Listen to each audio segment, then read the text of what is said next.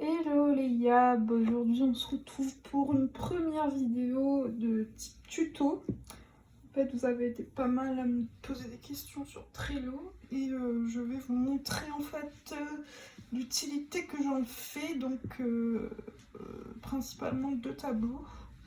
Donc, on va voir ça ensemble.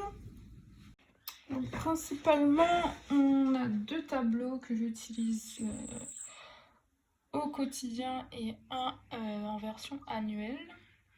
Alors en fait, il y a déjà celui-là, donc 2020, qui est un tableau qui n'est pas partagé, donc juste avec moi, où je vous avais montré en story, où en fait, c'est tous mes objectifs pour l'année, classés par justement pro, couple, les différents domaines de la vie en fait. Et donc ça, je le fais en tout début d'année, et je le réouvre à la fin de l'année pour voir qu'est-ce que j'ai accompli et qu'est-ce que j'ai pas accompli. Donc voilà pour un premier tableau.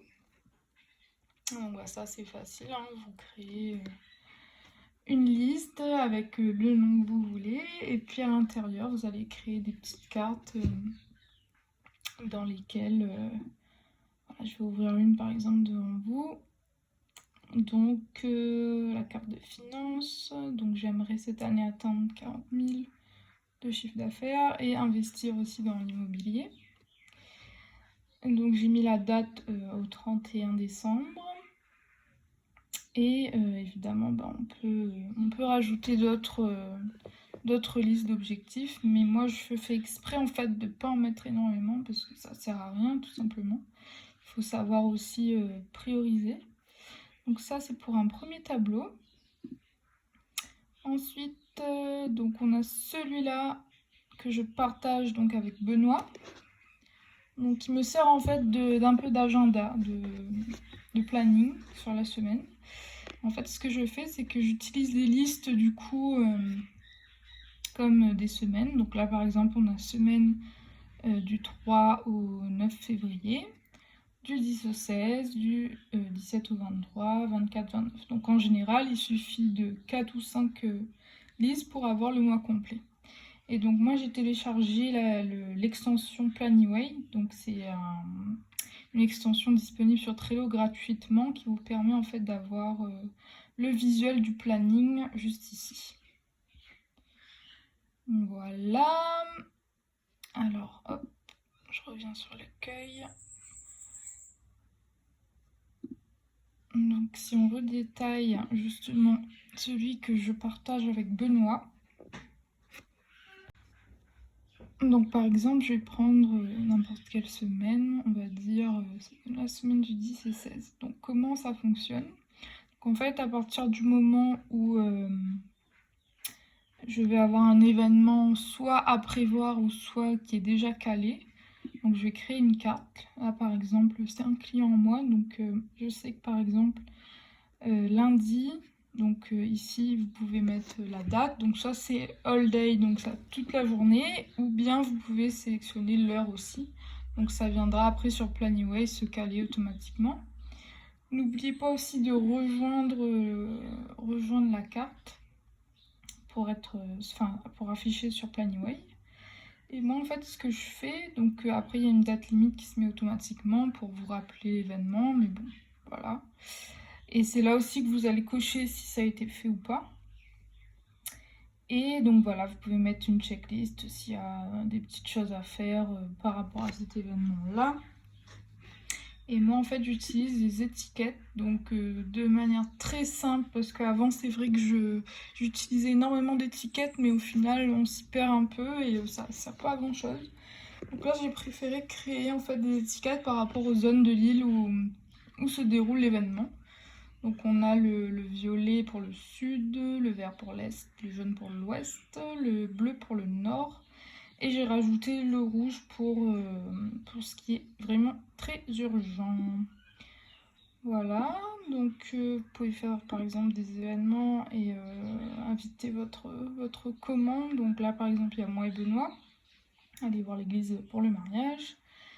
Et j'ai pas mis de date parce que je sais pas quand on va le faire, mais je vais les glisser en fait dans cette semaine-là parce que j'aimerais le faire cette semaine. Donc voilà un petit peu comment ça fonctionne. Donc en fait c'est hyper efficace. Et c'est vrai que moi Trello, avant j'utilisais beaucoup, mais je me suis lassée à un moment donné, un peu comme toutes les applications. Mais là j'ai trouvé vraiment une espèce de routine en fait, où ça me sert vachement pour organiser ma semaine, mes rendez-vous, etc.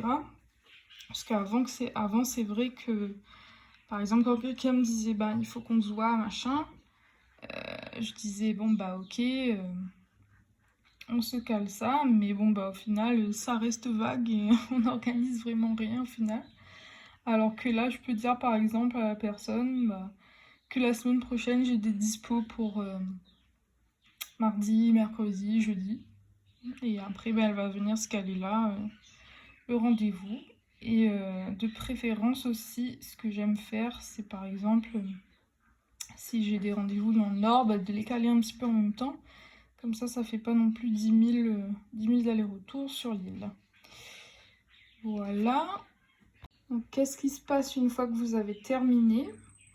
Donc, vous allez appuyer sur les 3 petits points là en haut et vous allez archiver la liste. Donc, très important, n'essayez pas de supprimer les trucs que vous avez déjà fait parce que au final, il y a peut-être des trucs que vous allez devoir vous rappeler un peu plus tard. Moi, ça m'est arrivé déjà. Et du coup, vous allez voir dans les archives à quel moment vous avez fait quoi. Tout est bien noté, il n'y a pas de souci. Donc, bien cliquer là, ne pas supprimer les tâches et bien archiver les listes. Et donc, au fur et à mesure, ça va se décaler. Là, j'ai déjà, par exemple, la première semaine de mars, vu que le mois de février est assez court. Et du coup, ça me permet d'anticiper un petit peu mon organisation du mois, de ma semaine. Donc la Planyway, je l'ai mis pour une semaine à peu près. Ouais, c'est ça. Mais vous pouvez le mettre en affichage sur un mois, sur 2 jours, 3 jours. Mais je trouve que déjà, affiché comme ça, ça donne quand même une bonne vue de ce qu'on va faire. Et ça permet d'anticiper un petit peu. Voilà, j'espère que la vidéo vous a été utile. Et n'hésitez pas à me laisser un petit commentaire si vous voulez plus de vidéos comme ça. C'était sympa à faire en tout cas. Voilà, bisous à tous!